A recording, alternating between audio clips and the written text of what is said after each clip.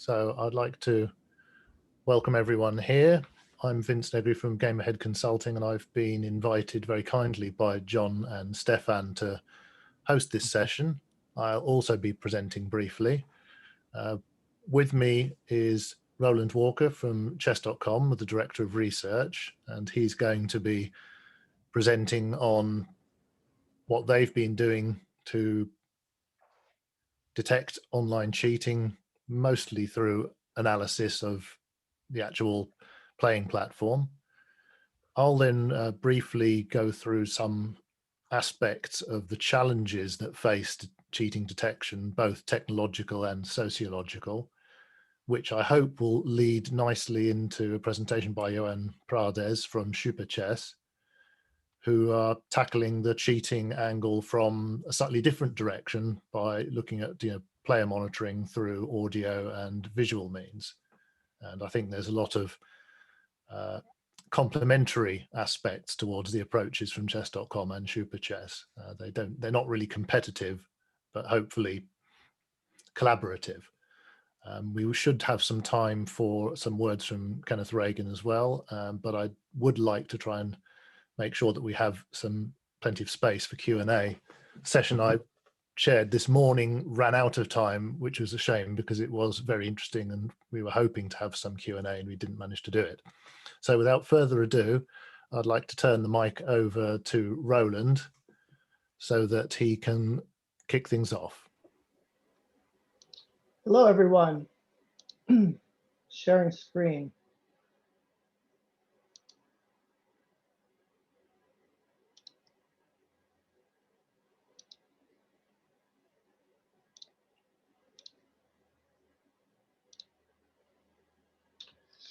One thing I noticed is that the cool presenters use lots of memes and photos, imagery, and charts in their presentations. So I grabbed a picture of Baby Yoda from yesterday's Mandalorian. I hope everyone saw it, because this is sort of a spoiler. He can create a force field. And I thought, well, I'll just throw a picture of Baby Yoda in there and then come up with a reason. And my reason is we kind of want a force field like Baby Yoda can generate to keep cheaters out of our nice community. We want to preserve like the purity of the game. It's sort of what all of us want, especially in online chess. At chess.com, we've been working on cheat detection for a long time, and a great many people work on it, not just myself. And I want to dwell quite a bit on the team. I know that one person that many people outside the company might interact with is Gerard Lamarchelle.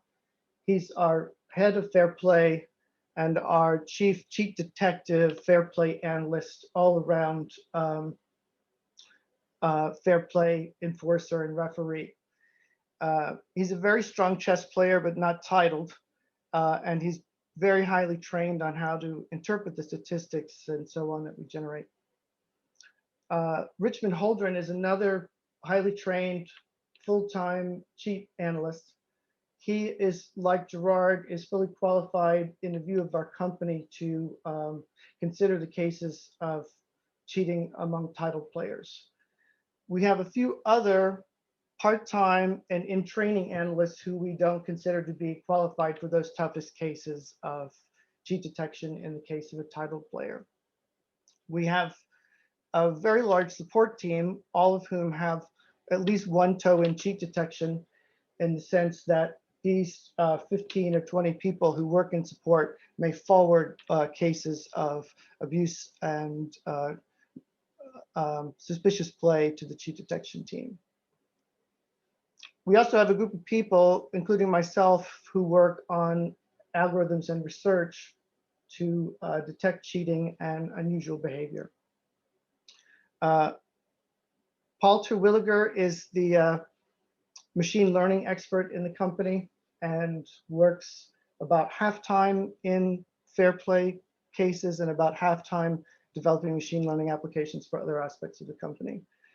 I work as the director of research probably around the same 50 to 75% of my time on fair play and cheat detection algorithms.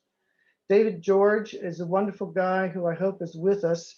He developed the Learn Chess with Dr. Wolf app, which is a really fun chess app, and came on board with chess.com recently as our chief learning officer, and has already contributed quite a bit to cheat detection algorithms. We have a brilliant part-timer, Daniel Gustafson, who's full-time at Google, but is very curious fellow strong statistician who works with us as a consultant. And we have a new incoming employee we don't quite have a title for yet, Ethan Metzger, who's going to try to bridge the two teams that I've just mentioned. For titled cases, we don't do anything without expert review, and we consider that to be a really important part of the package. Previously, for quite some time, Danny Wrench was our main expert reviewer, and he has stepped aside in recent years, although he comes in now and then. Robert Hess, a grandmaster, is our principal expert reviewer and has also been well trained in the statistics we provide. Krikor Mkhitaryan is also an expert reviewer. He hasn't been as well trained on the statistics at this point, but obviously brings incredible insight from the world of chess. We have a really deep bench of developers that we can draw on, and I want to just list a few to credit them for all that they've given to these teams. Johnny McGillner is at least half-time at the current time working on fair play applications. Marcos Sanchez is not full-time with us now, but has contributed a lot to the administration and implementation of our algorithms. We have a front-end developer who's working on some really fancy charts, which I regret I don't have photos of. His name is also Marcos. A few other people that I should mention. Danny Wrench still keeps a hand in cheat detection as chief chess officer at the company. He handles appeals on cases large and small. He still does participate in expert review now and then, and has a really important role in community relations and is deeply involved with our team in that regard. Isaac Steinkamp is a really important part of the team as well. He helps us build bridges to other entities such as the US Chess Federation, who have an interest or stake in how our cheat detection works. And I would like to also mention Nitesh Pillai, who's a professor of statistics, who is an outside auditor and will cover his work in a little more detail. We've had our cheat detection system running for quite some time. The first generation of our system was implemented in 2010, and I could make a little credit here to Eric Olivest, our CEO, who actually had a hand in developing the first version with me 10 years ago. The techniques we use, as far as we know and understand, are unique and unduplicated in the field, although we've revised them over the years and are currently using what we consider to be the 5th generation of our tech. In general, we keep up with the literature, but we don't let the literature keep us from following our own independent path. So I'm going to talk a bit about statistics, and I thought we should step back a bit and define what we mean by statistics. I've already thrown the word around. What does it mean? First and foremost, statistics is a science. It's a discipline of mathematics concerning numbers in the aggregate. I invite Kenneth Reagan to step in and interrupt me if I define something incorrectly. Every one of us is familiar with statistics because every one of us has performed statistical computations like an average. That's a summary statistic. That's a way of looking at an aggregate and getting a handle on the aggregate. So pretty much all of statistics has to do with, I've got some kind of aggregate of data, a whole bunch of data, and I want to get a handle on it and make a statement about it. So one of the questions we get asked often in cheat detection is, well, could we detect cheating on a single move? And I would say that's a question for a philosopher. Don't ask a statistician a question about just one number. We would say that doesn't really have any meaning to us. We need to see a bunch of numbers before we can start making statements about those aggregates of numbers. Clear? But statistics is also an art. When you build models, you have to make decisions. And that's where I mean the art or the craft comes in. When you make decisions, you have to think about how your models are being tuned and how they're going to perform in the real world. When we think about that side of statistics, the art and craft of statistics, we strive to make conservative decisions because our goal is to only act when we're certain and to be absolutely certain when we act. We don't want to ever um, falsely accuse someone of cheating. It's too harmful to people's reputations. It's harmful to everyone. We want to let many guilty go free and only be sure when we make a decision. Partly to that end, in 2015, we invited the previously mentioned Professor Nitesh Pillai to give us a really thorough audit, examine our statistical techniques, work through the mathematical side, like in the pure sense, and also look at our code and our implementation and verify that it's working in the way that's expected. And that was a really, I would say, horrible 2 weeks of my life as he put our work under the microscope. It was quite difficult, and he came out with a few recommendations, but he did give us sort of a clean bill of health in terms of following methods which are standard and understood in the field of statistics, and also evaluated the crafting of our models and agreed that we only err in the conservative direction. We've also, along those same lines, opened up our processes to a number of grandmasters who have signed non-disclosure agreements so that they could review and understand how our system works. And since it's been 5 years since the review I mentioned earlier, and since we've had many advancements during that time, we're reaching out to the academic world again and hoping to repeat the process of an audit and get another kind of assessment from an independent auditor. We have an open letter from Nitesh Pillai, which if anyone's interested is available on our site, kind of attesting to those conclusions. Statistics is a fun field because there are a lot of different philosophies out there. People will say they are, into deep learning or machine learning. Other people will say they're classical statistics. There's kind of a big war between Bayesian statisticians and frequentist statisticians. At chess.com, our philosophy is all of the above. We will use Bayesian statistics if we find an application that it works. We will use frequentist statistics if we find an application and it works. We will use machine learning. We will use anything that we can get our hands on, as long as it's kind of underpinned by rigor. Statistical power is another important concept. It has to do with how sure you are in your decisions, how comfortable you are, how certain you are, how uncertain you are, is a function of many things. One of the things that contributes to statistical power is the size of the sample you're looking at. All good statistics get better when you put more data in. That's a function of a good design. It's a function of sound mathematics. But the sensitivity, the algorithm itself also plays in statistical power. And we would like to say that our methods are sensitive enough that in some cases, we can make a conclusive determination in a single game. That's not always true, but there are cases when it is true. It varies depending on the sample. It varies depending on certain aspects of the methodology, but it is certainly true that it can sometimes be as small as a single game of chess. When you say this, if I may ask a question, are you talking about using all the inputs that you get from the GUI, and context switching, or just the quality metric on the game? All of the inputs. All of the inputs. Okay. We have a way of measuring the strength of the play, and the way I would describe it is that the strength metric is not merely correlative to your ELO, but predictive.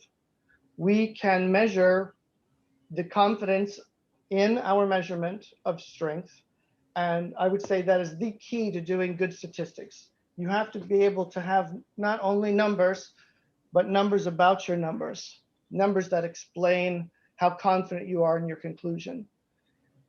Using those kinds of numbers, numbers that explain our confidence in our conclusion, we can assess how many moves we need to see before we can be predictive. And we can also ensure that our standard of confidence is kept very high. When you have any large set of data, when you're looking at millions of games a day, you need to set those parameters very high to avoid making mistakes. In terms of expert review, which I'm sure is interesting to some of us here, I'm not sure I would consider it to be entirely separate from statistics. We do have a strong track record of decision-making in the titled cases. And I think part of that comes from a strong tradition of training each other up. The experts train us up in what they're looking for as experts in the game of chess, and the statistics side, the research side, train up the GMs in terms of how to interpret the mathematics. But all title decisions are manually reviewed by our expert reviewers. We have a little tribunal within the company in which a researcher is allowed to veto a case, an expert chess player is allowed to veto a case. Any one of us is allowed to put the brakes on any case, and no title case comes to conclusion unless everyone agrees. What the expert reviewers do conduct move by move analysis, what you would call qualitative analysis in some sense, to think through the games and double check for mistakes. And they have indeed uncovered algorithmic flaws by doing so in the past. So we don't consider that using statistical methods and using expert analysis are really in conflict with each other. But our overall approach has got to be data-driven. We have a lot of data. We would like to use that data. We have millions of games that have been played on the site. We can use the records of all those moves that have been made to model how chess playing works. We have tens of thousands of decisions made by our analysts and expert reviewers. We can also model how those decisions are made, and we do. What do we do with those models? We automate as much as we possibly can. We automate the flagging of suspicious users. We automate engine analysis. We automate statistical analysis of engine analyses. We automate the process of banning non-titled players.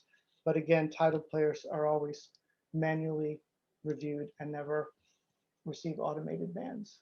I may have received a chat, but I don't know how to read it because I'm in full screen. So you might need to shout out to me. It was from me, Roland, just letting you know that you've had 15 minutes so far, so you can pace your presentation.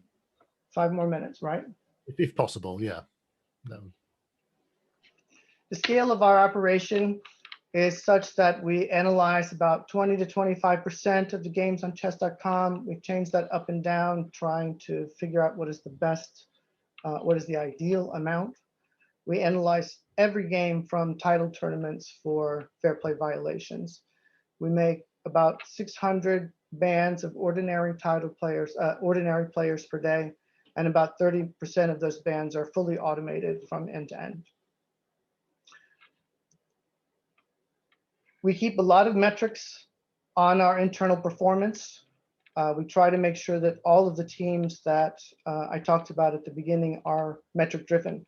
We have automatic daily metrics on the performance of our analysts, which are posted to Slack. We follow like the turnaround time for bans of users on the site. What is the 90th percentile? What is the 10th percentile? How fast are we finding those cheaters and removing them from the play experience for everyone? We review at the end of the month our overall performance for the analysts and the full cheat detection stack. We look internally at our false positive and false negative rates, make assessments, and always strive to improve. I don't have a lot of charts to show you, but I can give you this one little peek at the type of discrimination that we can ensure that allows our bands to be made in an automated fashion. We assign probabilities and scores that describe the chances that a player is cheating or honest. And I've colored in players that are thought to be cheaters in red and players that are thought to be honest in green on this chart based on, again, the decisions of expert reviewers. And you can imagine that we have a sort of score threshold around here that on which we're comfortable. We can ban everyone to the right of that threshold pretty much automatically and be sure that we have very good discrimination between the two types of players. So having talked a lot about statistics, I think that there are a lot of chess players on the call who are all thinking, well, what about chess? And how does chess play into this? Is domain knowledge important? It sure is. Here's pretty much table stakes for the knowledge that you need to bring about the domain to fuse with your statistics. You have to have some ideas about game phase. You have to have some ideas about how to account for the difficulty of a move. You have to have some ideas about how to account for the inherent expected strength of the player that you're analyzing. You have to have some ideas about how to account for the strength of the opponent. You have to have some ideas about the time control of the play that you're looking at. And if you have data on time taken, you have to have some ideas about how to account for time taken. For non-title play, we consider the statistics to be kind of open and shut and fully solved, and our focus is just on finding cheaters faster. For the hard cases, decisions on title players are still undertaken with a high level of statistical confidence and with expert review. Over 1/3 of the title players who we have banned, we've given every player the opportunity to confess and be allowed back on the site. Well more than 1/3 have confessed and been reinstated, and that number has been rising of late. We have banned individuals in the FIDE Top 100, and members of the FIDE Top 100 have confessed and been reinstated. We consider that to be a success, and we note that very, very few reinstated players ever have fair play violations again. And just to anticipate a question that I always get, how does CAPS or accuracy, as we call it, relate to cheat detection? CAPS or accuracy is just a toy. It's a fun number that users are given when they do an analysis of a game on chess.com. It uses our knowledge about chess, but it uses approximations and heuristics and is not really the same as cheat detection. I do try to clarify that in interviews and have had that been edited out and kind of made it seem like CAPS and cheat detection were one thing. So I'd like to clarify that they're not. And that's all I have, but I'm ready for questions now or at the end. Thank you very much, Roland. So I haven't seen any people posting particular questions, urgent questions for Roland in the chat now. So I think we'll come back to it at the end in the context of everyone's presentation. Now, I would like to now take a few minutes to present on some of the challenges that face cheat detection, both in Roland's domain and also in Juan's domain. So let me see if I can share my screen here.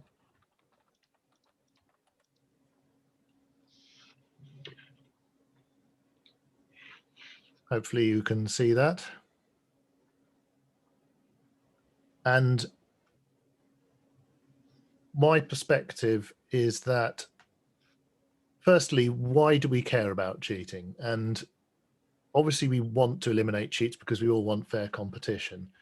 But one of the prime rationales for fighting cheating is so that everyone, both players and spectators and consumers of the results of chess, have faith in those results. We're going to have difficulties acquiring sponsorship, interest, if no one really believes in the results that they see. And so we want cheats to be caught, to be seen to be caught, and we also want a level of trust in the systems that are used to catch those cheats and discipline those cheats. And of course, cheating is not a new thing, and cheating has happened.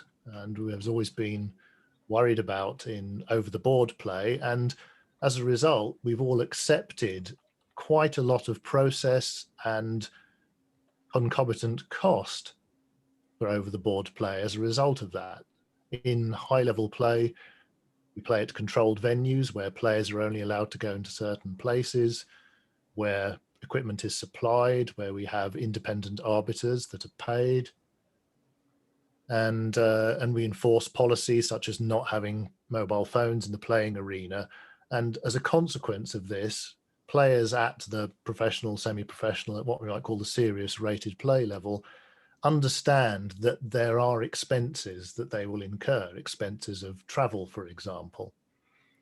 So we probably, because our target has to be something like driving online cheating down to the levels that we see offline, which we consider acceptable. And I know that's a dodgy word, but it's a word to say that the levels of cheating offline don't undermine our faith and the faith of others in the overall system. We are probably going to have to accept that there will be a measure of intrusion into online players at the top level in terms of process and expenses. We also have a lot of new attack vectors that are coming into play when regards to technological measures. We're now using things like desktop sharing, webcams, etc., as a ways of trying to enhance discipline, but people start to learn about using virtual machines, and Microsoft, for example, now have webcam software that sits between the webcam and the operating system that will make your eyes look as if they're looking elsewhere to where they're actually looking. If people become aware that these things are how we're trying to find, or one of the data points that we're using, and it becomes too easy for them to use those technologies, then they will use those technologies. And I created this slide to summarize this in the most pithy way. Here is a player, in this case on chess.com, but it applies to any online playing arena. And the player has, with a bit of glue, stuck an Apple Watch just next to where their clock is on the screen. And if there's no reverse angle webcam, they could be receiving hints from an accomplice or data from a bot that won't show up on the webcam and won't show up on a screen share, and will not produce suspicious eye movements because it'll look like they're just looking at their clock during the rapid play game. So what we have to be concerned about is making sure that the technical obstacles to a cheat are ones that are not trivial to overcome. We can never be perfect, but we have to be aware of what current technology enables now and is going to enable in the future. I spoke to Grandmaster Simon Williams the other day, and he felt that merely having a notification that your opponent has blundered is probably worth about 100 ELO at his level of play. And that, of course, different from looking at the top line of an engine, is going to be also harder to detect by game data analysis. I'm hopeful that you might have some interesting thoughts on that from Roland and others who are involved in game data analysis. I know they can't share all of the technical nitty-gritty, but these are the sorts of challenges that we face. And there are other challenges with anti-cheating detection. It is becoming increasingly likely and the case that, for good reasons of everyone's online cybersecurity, applications and websites are increasingly sandboxed, and it's harder for applications and clients, when I say clients, I mean software clients, to actually know what else is going on the machine. And users are being correctly educated not to install software that says it can record the screen or see what other processes are running. Laptops, my new laptop now has a directional mic array. So even if you turn on the microphone, it'll pretty much only record everything in this beam, and an accomplice sitting behind the screen of the laptop whispering hints won't be picked up at all. And of course, we also have concerns about GDPR and privacy. Female players, junior players may be uncomfortable with high quality video footage being transmitted and recorded.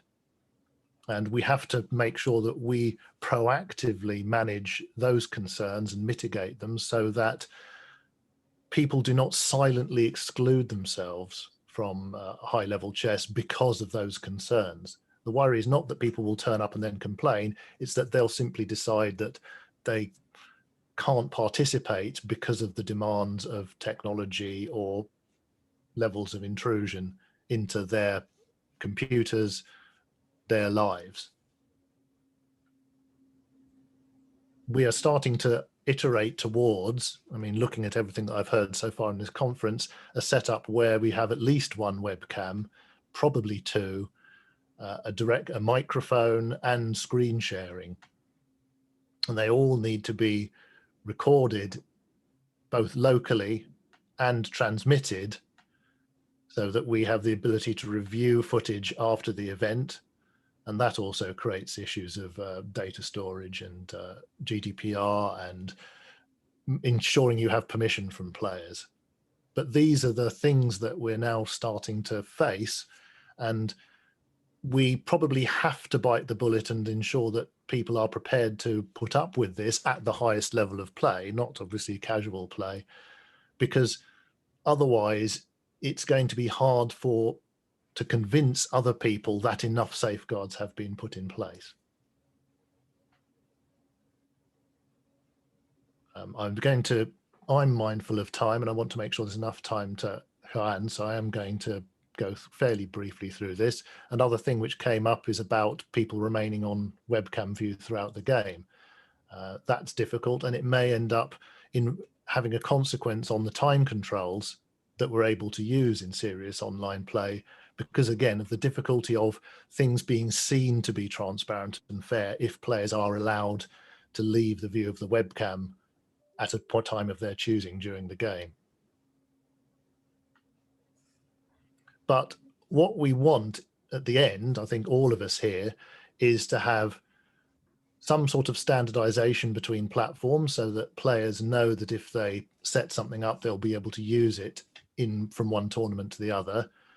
Something that allows players to collaborate and proactively demonstrate transparency. This was something that David from Torneo was really big on in trying to engage positively with players and to put as many hurdles as possible in the way of the prospective cheater.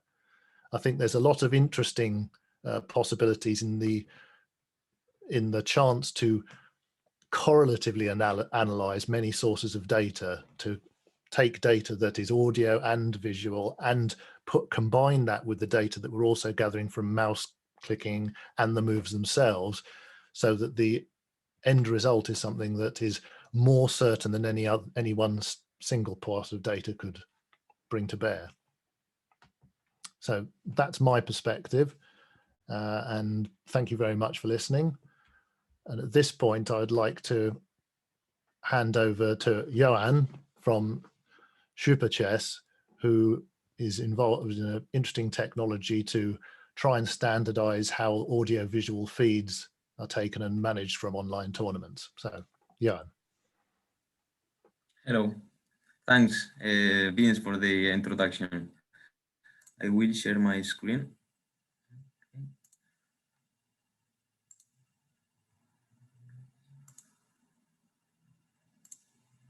Yeah.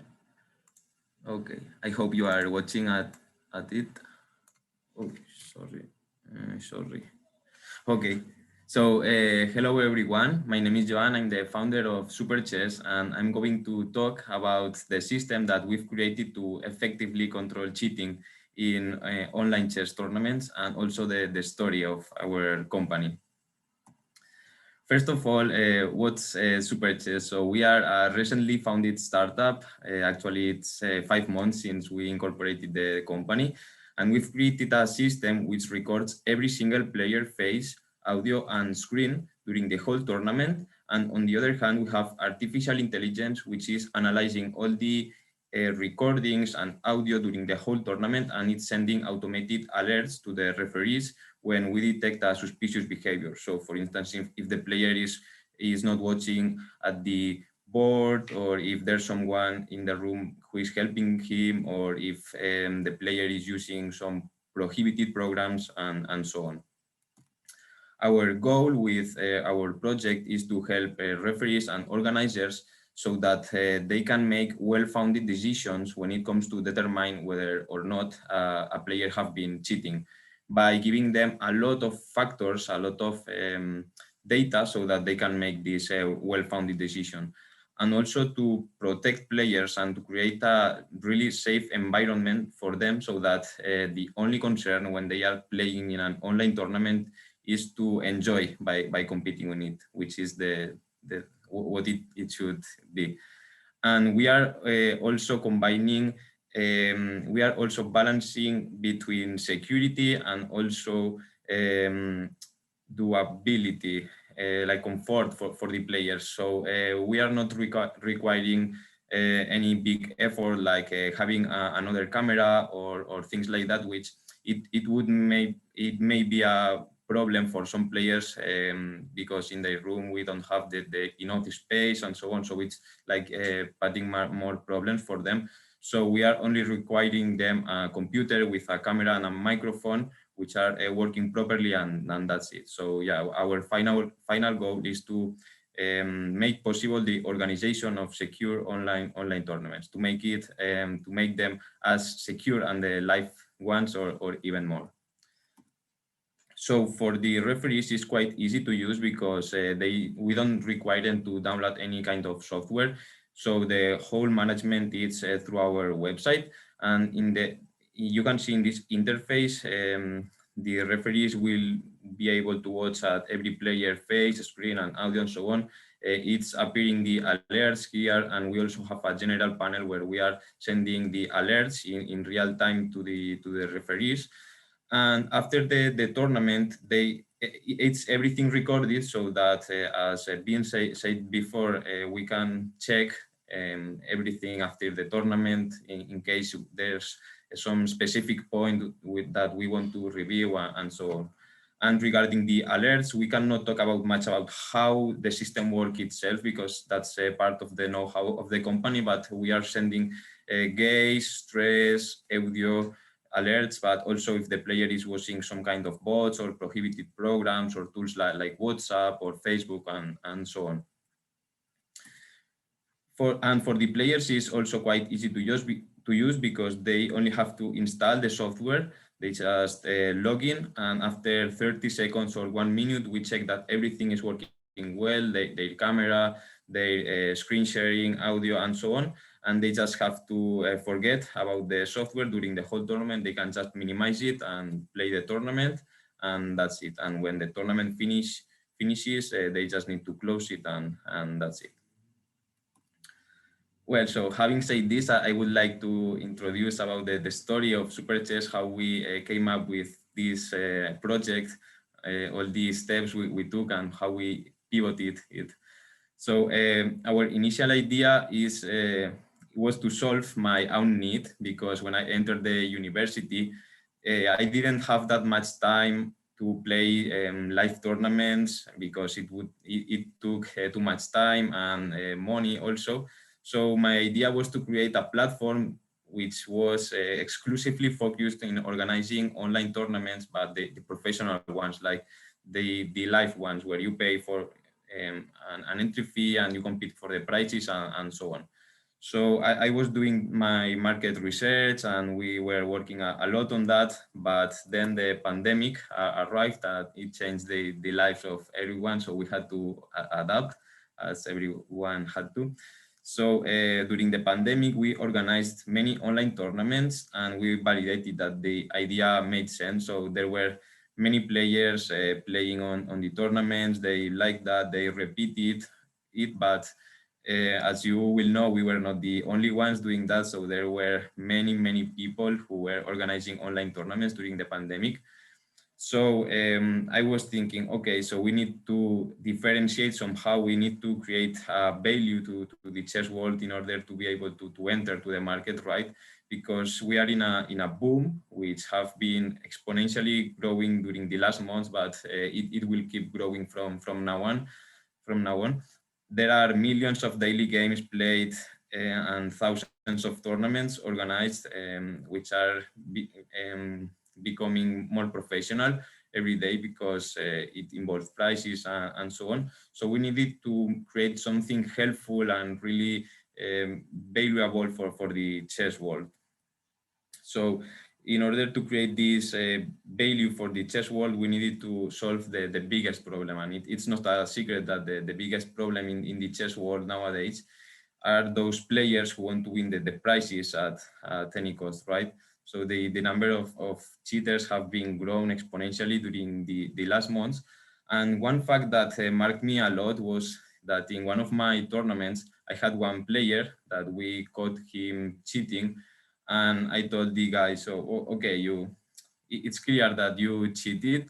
So yeah, please go out and that's it. And the player just told me, okay, but you cannot demonstrate it in any way. And that's something that it was true, right? Because we didn't have any proof, any consistent proof to determine that that player was cheating, because we were using the tools that are being used currently, like Zoom and Skype and so on, which are the only tools used right now. But it's normal because there are not any other tools in the market actually to proctor the players, their faces and so on. But when you are organizing a tournament with Zoom and Skype, you really realize that it doesn't make that much sense, because on the one hand, you cannot control all the players at the same time. For that, you would need many referees proctoring them, which it would be really expensive. You cannot record all the players' faces plus screen separately, so you don't have recordings to check it after the tournament. And you have to mute all the players so that there's not so that the room is not very loudy and so on. And on the other hand, there are the systems which are using the biggest companies, and they are analyzing the games themselves, right? Which are very sophisticated systems, and I don't have anything negative to say about it. But from my point of view, the origin of the cheating problem are the players themselves and not the game. So before the games, it's the player who is playing that game. So that's why I think it's necessary to see what the player is doing during the tournament, in order to have many data, many factors in order to make a well-founded decision. So the consequences of all of this is that there are many false positives. So there are many players who have been falsely accused of having cheating. And that's something that we also want to prevent, and we also want to solve by giving this much information. And there's a lot of paranoia also in between the players. And just to put an example here, I was being accused of having cheated in one of my tournaments a couple of weeks ago, which of course I didn't cheat it. I just wanted to play for fun. So that's creating a lot of insecurity and distrust on competing online. And it's actually a pity, because playing online offers many advantages to many players, because there are players who cannot afford to pay for the hotel or transport, or they don't have time to play on board tournaments, or players who have disabilities and so on. And it's a pity that they cannot play in a safe environment just because there are players who want to cheat to win the prizes. So we just took all these problems that we realized that there were by using Zoom and Skype and all the current tools to avoid cheating. And we took all the different ways to cheat, and we created this Zoom as I like to call it, it's like a Zoom, but adapted to chess tournaments. It's a Zoom specialized to our sector, which is also working as a bar, like the football bar for online chess tournaments. And about the privacy, which is something very important that Vince commented before, I like to start saying that in order to play online chess tournaments, if you are not watching at the player, you cannot provide 100%, or you cannot provide that much security to them. That's why, of course, the biggest chess companies have been using these Zoom tools when they are playing the tournaments. That's the starting point. You need to see what the player is doing. But in order to provide security to our players, what we have been doing is to create the software in a way that the players are not being watched by anyone else during the tournament. So just the referees are the ones who can observe them. That's a problem in Zoom, because in Zoom, all the players can see each other, and you are in a video call with 100 players, and you don't know if some player wants to record your face or whatever. That's very sensitive. But with our software, that wouldn't be a problem, because the players are just being observed by the referees, and that's it, and ourselves from the company. And just to finalize it, I would like to say our status. So we have a beta version ready at this moment, which have been tested in different tournaments. And there are, of course, some things to improve still, because we launched the system some weeks ago. But the technology itself is working quite well, and it's very promising. So it's ready to test in tournaments. And we also received some investment from VCs. We are closing up an important amount of money in the next days. It's not official yet, but we are on that, which will help us to grow and improve the system so fast. And we are a team of 6 people, and we'll be increasing the number in the next months also. So that was everything. It was a pleasure. I hope you like the talk, and you have here my contact details in case you want to talk about the system, to talk about some further collaboration, or any questions you may have. Thank you. Thank you very much, Jan. Now, looking at the chat, I think just before I give Kenneth Reagan a chance, there are a couple of questions that have come up that might be applicable. One is a question from Kenneth about Szuperchess. He was asking if you're using PGN Spy, but I suspect from what you've told me, you'd like to clarify that your platform doesn't actually do move analysis itself. It's something complementary to the analysis of the moves. Is that correct? Yes, that's right. That's right. Yeah, it's completely complementary to the current systems which are analyzing the games themselves. So yeah, it's like in the same way that you would play a tournament and controlling cheating by using your own anti-cheating systems plus Zoom, it would be by using your anti-cheating systems plus our tool, which is like automating the whole proctoring process. Yeah. And another question from Benjamin, which I think is probably best directed at this point to Roland. He was wondering if you, or chess.com, had ever done any experiments with changing the types of lengths of bans and the types of punishments that were handed out for cheating, and seeing if that had any downstream effect on the instance of cheating. I think it's a wonderful idea. We've had some related ideas. One of the problems is really isolating identical populations in the midst of a constantly changing landscape. I think that his proposal is perhaps to have people sign 2 different agreements and see how that affected their behavior. It's intriguing. Yeah, I know that. I agree that it's a good idea. I know that a lot of the large online platforms, like Facebook, Instagram, Twitter, have often done this differential rollout to try different variations of user experience, so that they can simultaneously see which of those has the has the best overall effect. So it's another interesting area of research, especially for a larger site like chess.com or chess24 that has a big enough user base to do that sort of statistical approach. Okay, so I haven't seen any more questions in the meantime, so we have some time to allow Kenneth to give us his perspectives. Thanks for coming in at fairly short notice, Kenneth, to this session. Oh, sure. As I said, I'd be mainly willing to take questions. I mean, I put in a comment saying that Roland's, a lot of what Roland said is basic to the act of doing predictive analytics. Predictive analytics is all about establishing confidence intervals. And in fact, Richard Lipton and I co-write one of the major blogs in theoretical computing. And we have a catchphrase, what are the error bars on your error bars? So you have to also introspect how your model is setting the standards for its own confidence. And I should just say, by the way, that I have published papers 2011 to 2015. Since then, things have been moving very fast, and I use the blog as a pre-publication venue.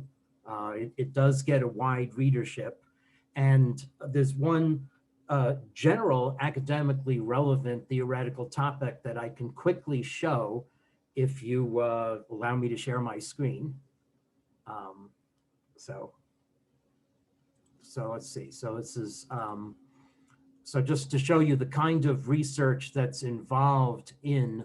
So I wrote an article that was really about statistics of the election. So I wrote this on the eve of the election, but in the middle, I wrote a section on something that I've been deploying to take account of the myriad time controls in advance of being able to do years-long experiments to see how they really relate to the impact, the quality of play. So Roland mentioned, that that time control is one of the things they take into account on the outside, but I'm trying to bring it in on the inside. So anchored by 2 data points from study of the World Rapid and World Blitz Championships, where I can measure the effect on rating of elite players, I have a policy for interpolating all the other time controls using game 165 for 60 moves, basically 150 minutes plus 15-second increment, the Bundesliga and 4 NCL time control as the 0 point.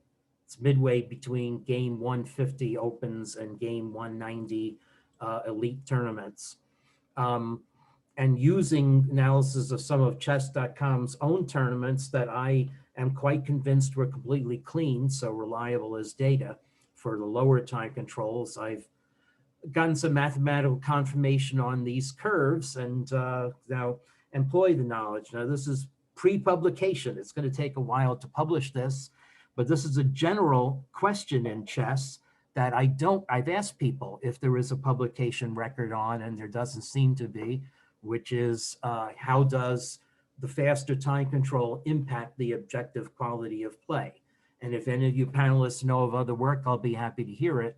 But that's just one example that I have of how I'm trying to keep addressed with the greatly differentiated needs of chess, with chess going online over the pandemic. Thank you, Kenneth. Another question that's coming from Elias, and this is really for Joan. He was just checking about the availability of your tool, and is it free? What is the likely costs involved for an organizer? Yeah, okay. Well, it will not be free because we are a business and we need to make money somehow. But yeah, I mean, we can talk if you want about that. So he should get Elias. Email address. Yes, of course. Perhaps you could, yes. for convenience, perhaps you could paste your email address into the chat where he is. And then yeah, sure.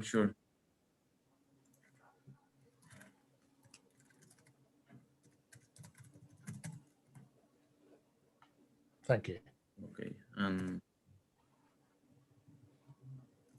I can attach my phone number also, because maybe it's better to talk by WhatsApp if someone prefers. Yeah, he's put his email as well in, I can see. Okay, perfect, perfect. 5 minutes left before we run out of time. So are there any other questions that the other guests would like to ask our panel? We have a question. A question for Roland, mostly. In what areas of cheat detection are the machine learning algorithms most useful at this point? So a specific question about the use of machine learning.